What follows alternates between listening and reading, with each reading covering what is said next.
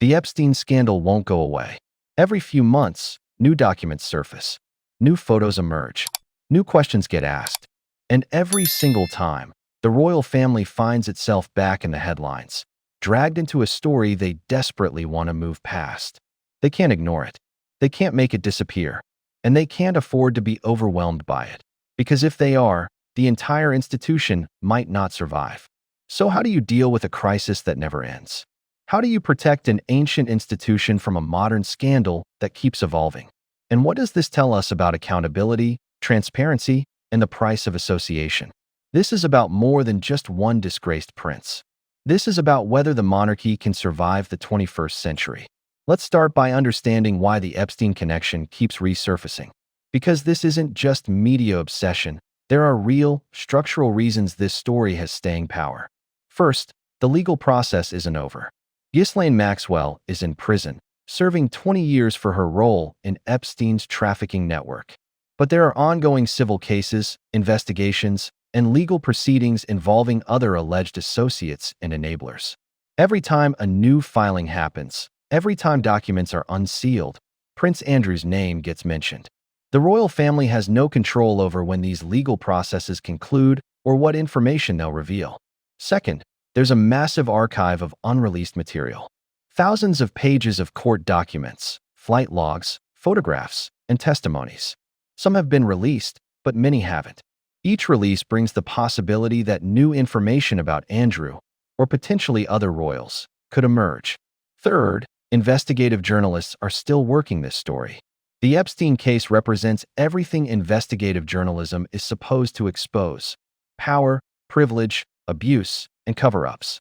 Reporters at major outlets around the world are still digging, still interviewing sources, still following leads.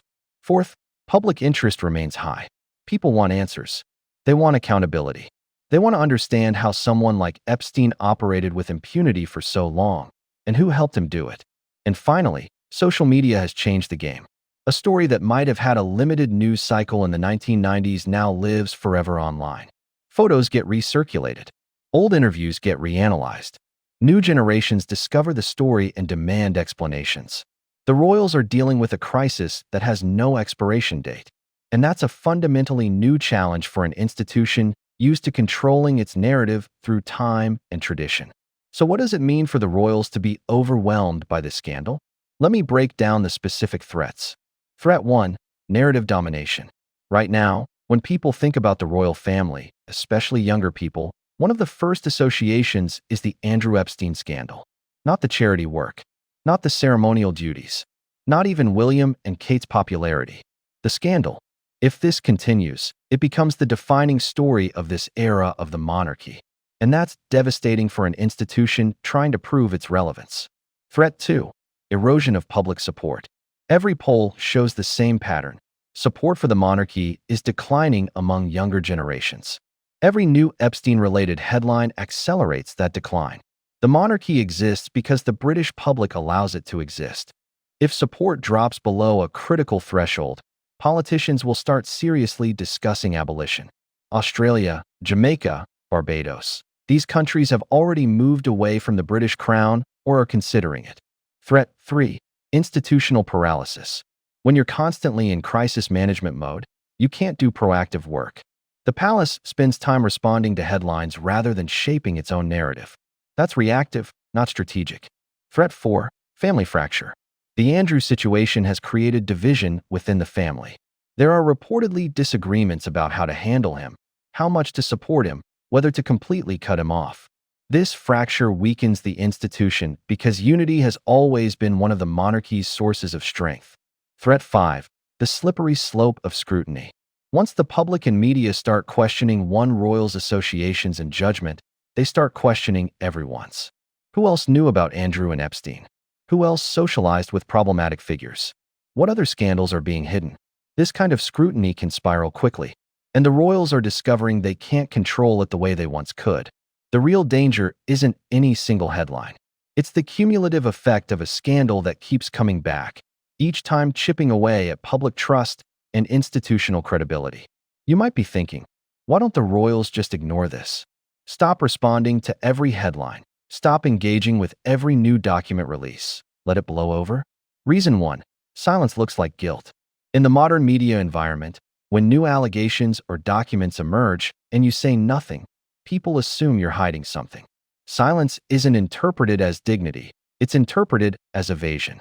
The royals learned this the hard way after Diana's death, when their initial silence was seen as cold and uncaring. They had to learn to engage, to respond, to show emotion. Reason 2. Victims deserve acknowledgement. The Epstein case is fundamentally about young women who were trafficked and abused. If the royal family completely ignores the ongoing revelations, they're implicitly dismissing those victims. That's not just bad PR, it's morally indefensible. And the public knows it. Reason 3. The institution's credibility is at stake. The monarchy's entire value proposition is based on tradition, honor, and service to the nation. If they appear to be protecting someone who associated with a sex offender, if they seem more concerned with image than accountability, that value proposition collapses. They have to engage to show they take this seriously, that they have standards, that there are consequences even for princes. Reason 4. Andrew won't disappear. He's still alive. He still lives in a royal residence.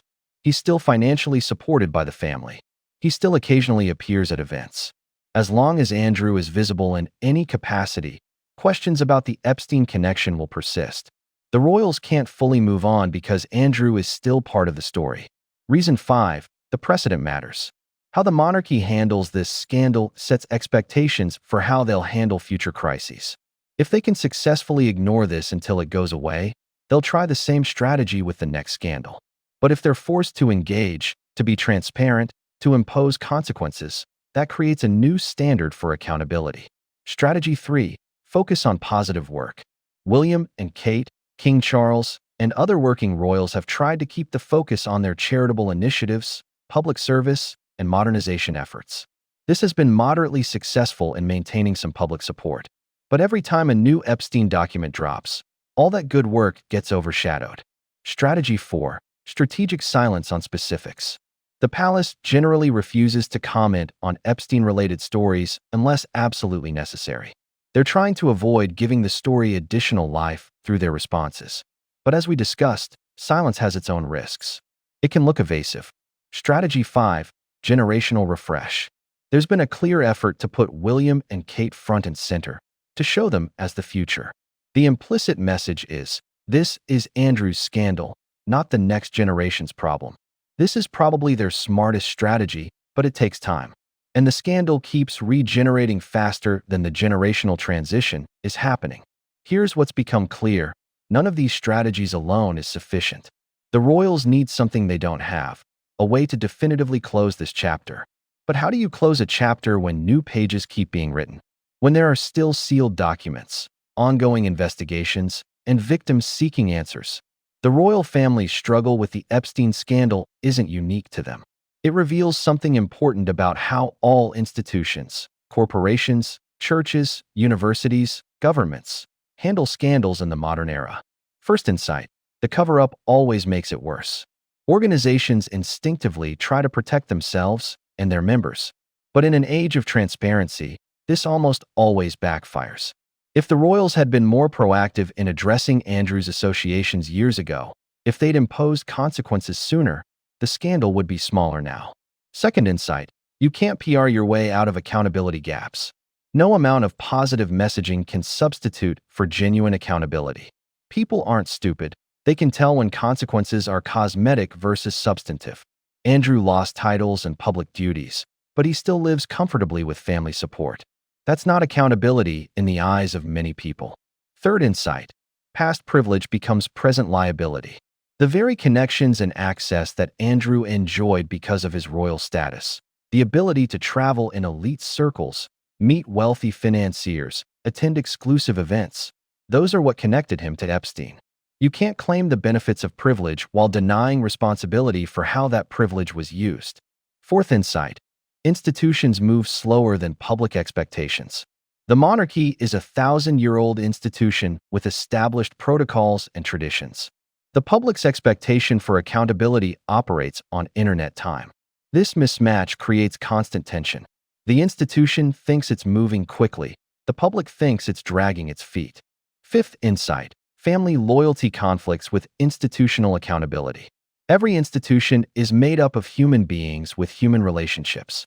Asking King Charles to publicly condemn his brother or William to disown his uncle conflicts with basic family loyalty. But the institution's survival might require exactly that kind of ruthlessness. And that's agonizing. These tensions aren't unique to monarchy. Every organization faces them when scandal hits. But the royals are facing them in the most public way possible, and it's revealing just how hard institutional accountability really is. So what can the royals actually do? Is there a way out of this that doesn't involve being overwhelmed? Here's what experts and analysts suggest. Option 1. Full transparency. Release everything they know about Andrew's associations with Epstein. Cooperate completely with any investigations. Show they have nothing to hide. This is terrifying for them because they don't know what they don't know. There might be embarrassing details that haven't surfaced yet, but it might be the only way to move past speculation. Option 2. Genuine accountability. This would mean Andrew facing consequences beyond losing titles. It might mean financial independence from the family, moving out of royal residences, or even cooperating with law enforcement if questions arise. The problem is Andrew himself seems unwilling, and the family seems reluctant to force it. Option 3. Public service focused on victims. The royals could dedicate significant resources to anti-trafficking work, support for abuse survivors, and preventing exploitation. This wouldn't erase the scandal, but it would show they learned something from it and are committed to being part of the solution. Option 4. Time and generational change. Continue the strategy of making William and Kate the face of the monarchy, wait for Andrew to fade from relevance, and hope the scandal diminishes over years. This is probably what they're actually doing. It's passive, it's slow, but it might be the only realistic option. Option 5. Radical honesty. King Charles or William could give a speech acknowledging the damage, expressing genuine remorse for how the situation was handled, and committing to higher standards. This would be risky. It might invite more scrutiny, but it might also provide the kind of closure that legal settlements and stripped titles haven't provided. The truth is, there's no perfect solution. Every option has downsides. But doing nothing, hoping this just goes away, clearly isn't working. The royal family is facing something that every institution, every organization, every family eventually faces. A crisis that tests whether you have the courage to truly change. The Epstein scandal keeps coming back because the fundamental questions haven't been answered. Not just about Andrew's specific conduct, but about values, accountability, and what the monarchy really stands for. Can an institution built on hereditary privilege survive in an age demanding meritocracy and accountability? Can family loyalty coexist with institutional integrity? Can tradition adapt fast enough to meet modern expectations? These aren't just questions for royalty. They're questions for all of us. If you're leading a team, running a business, or just trying to navigate family dynamics, you'll eventually face a moment where the easy path is to minimize, deflect, and hope the problem goes away. But the Epstein scandal is teaching us all a hard lesson. In the age of transparency, problems don't go away. They compound. They grow. They overwhelm you if you don't address them head on. The royals can't look away because we won't let them. Because the public demands better. Because victims deserve acknowledgement. Because the stakes are too high.